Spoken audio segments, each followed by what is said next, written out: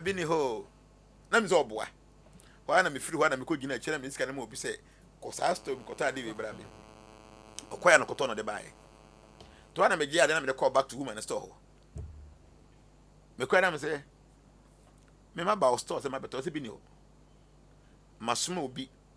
wanya bi amanipa no because wadwen se me hwi musika ti me firi nkan na bae o manya obi asika hwi wo nkan wo sa store we sika hin no no hwe manim me se me mpesa me ka boni atia o enya saka wapo me sika no ka me kasa yankoba mo sika biu enso me kasa e be ya adwuma ntimi nka hwe na wanya sa mistake ni bi because me me otumi a metumi hwi musika ehia se me nwura o store meto ade ansa metena me fi me hwi musika no adase I just said the okosiri mu a yesi abayifo ya chi o mekogo witch camp dentina nipa no wache na gogo yesi o mo otumi o mo de se ya de so otumi de emisa na yotu meboa sure nto de kogu kapo na jonti mi tunko emawe wo no kwa obe de hu yenim nyansa ya chi na gogo witch camp so ya bayifo ntia ya ma ne ntena fie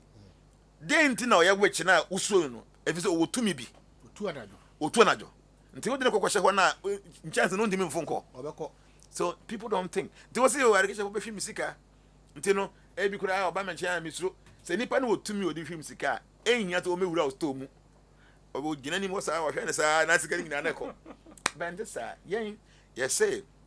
ade bia obe ya tie wo nua no e ba wo so eni mponti na ye say ye mpese ye be kum aboa bia na ye be ye bone ya tie obi no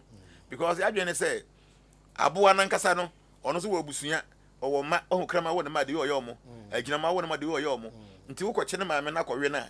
ne ma ne be yeden sa odo na owo de ma ne ma no munni ho a ma ne be nyanka sa awere ho mbe komiti ese enkum kura